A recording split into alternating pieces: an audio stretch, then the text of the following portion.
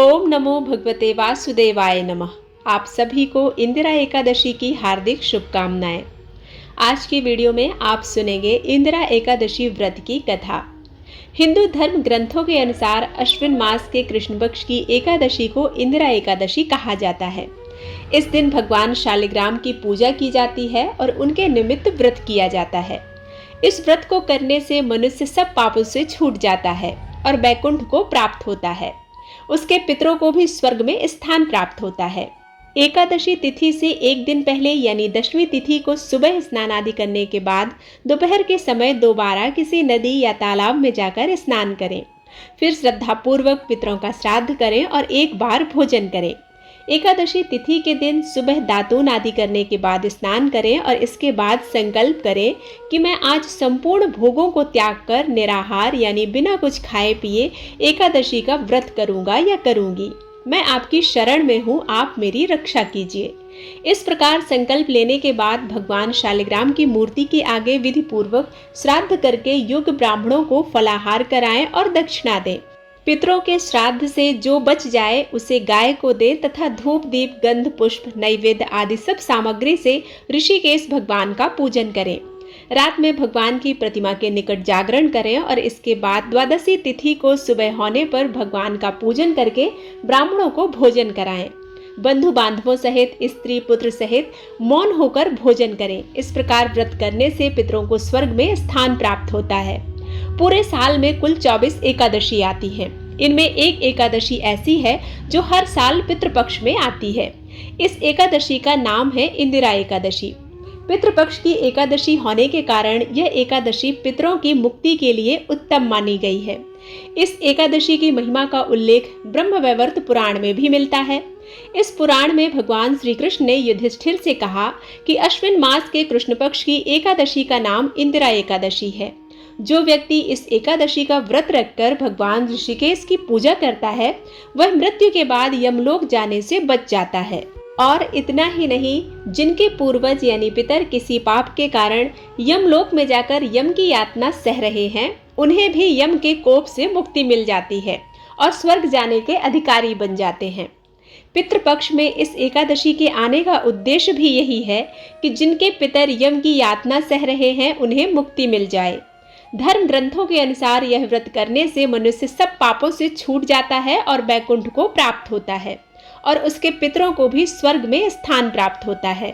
आइए अब सुनिए पद्म पुराण में वर्णित इंदिरा एकादशी व्रत कथा। धर्मराज युधिष्ठिर कहने लगे, हे भगवान, अश्विन कृष्ण एकादशी का नाम क्या है, इसकी विधि क्या है तथा इसका फल क्या है? सो आप कृपा करके मुझसे कहिए। भगवान श्री कृष्ण कहने लगे कि इस एकादशी का नाम इंदिरा एकादशी है। यह एकादशी पापों को नष्ट करने वाली तथा पितरों को अधोगति से मुक्ति देने वाली होती है। हे राजन, ध्यान पूर्वक इसकी कथा सुनो। इसके सुनने मात्र से ही वाजपेयी यज्ञ के समान फल प्राप्त होता है। प्राचीन काल में सतयुग के समय में महेशमती नाम की एक नगरी में इंद्रसेन नाम का एक प्रतापी राजा धर्म पूर्वक अपनी प्रजा का पालन करते हुए शासन करता था। वह राजा पुत्र पौत्र और धन आदि से संपन्न और विष्णु का परम भक्त था। एक दिन जब राजा सुखपूर्वक अपनी सभा में बैठा हुआ था तो आकाश मार्ग से महर्षि नारद उतरकर उसकी सभा में आए। राजा उन्हें देखते ही हाथ जोड़कर खड़ा हो गया और विधि पूर्वक आसन व अर्घ प्रदान किया।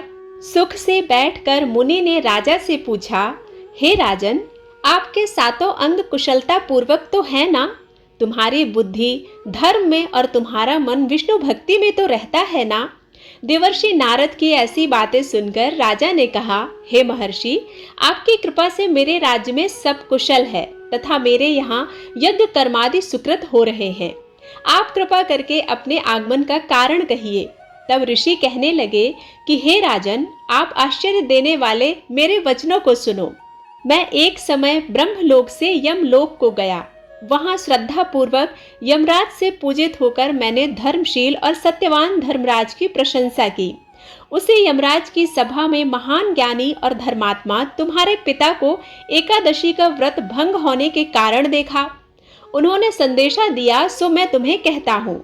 उन्होंने कहा है कि पूर्व जन्म में कोई विघ्न हो जाने के कारण मैं यमराज के निकट रह रहा हूँ। सो हे पुत्र, यदि तुम अश्विन कृष्ण इंदिरा एकादशी का व्रत मेरे निमित्त करो तो मुझे स्वर्ग की प्राप्ति हो सकती है। इतना सुनकर राजा कहने लगा कि हे महर्षि, आप इस व्रत की विधि मुझसे कहिए। नारद जी कहने लगे, अश्विन माह के कृष्ण पक्ष की दशमी के दिन प्रातःकाल श्रद्धा पूर्वक स्नान आदि से निवृत्त होकर पुनः दोपहर को नदी आदि में जाकर फिर स्नान करें। फिर श्रद्धा पूर्वक पितरों का श्राद्ध करें और एक बार भोजन करें।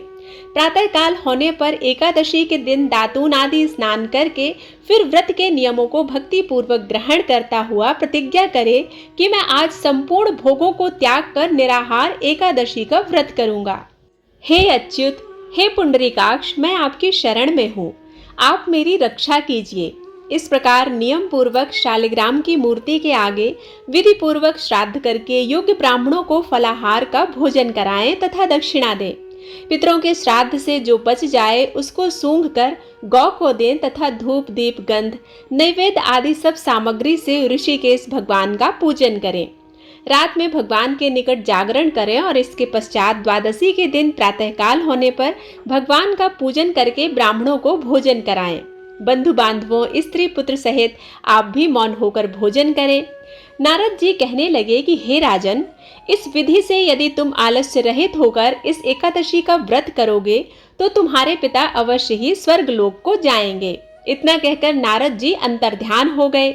नारद जी के कथानुसार राजा द्वारा अपने बांधवों तथा दासों सहित व्रत करने से आकाश से पुष्प वर्षा हुई और उस राजा का पिता गरुड़ पर चढ़कर विष्णु लोक को चला गया। राजा इंद्रसेन भी एकादशी के व्रत के प्रभाव से निष्कंटक राज्य करके अंत में अपने पुत्र को सिंहासन पर बैठाकर स्वर्ग लोक को गए। हे युधिष्ठिर, यह इंदिरा एकादशी के व्रत का महात्म मैंने तुमसे कहा है।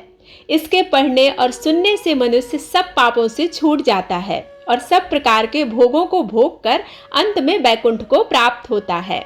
बोलो श्री हरि विष्णु भगवान की जय, पितृ देवता की जय। उम्मीद है यह वीडियो आप सभी को पसंद आया होगा। वीडियो पसंद आता है तो वीडियो को लाइक करके चैनल को सब्सक्राइब करना बिल्कुल मत भूलिएगा। बेल बटन प्रेस कीजिए ताकि नए वीडियोस आप तक रोज पहुंच सकें। मिलती हूँ एक नई कथा के साथ, तब तक के लिए जय श्री कृष्णा, राधे राधे।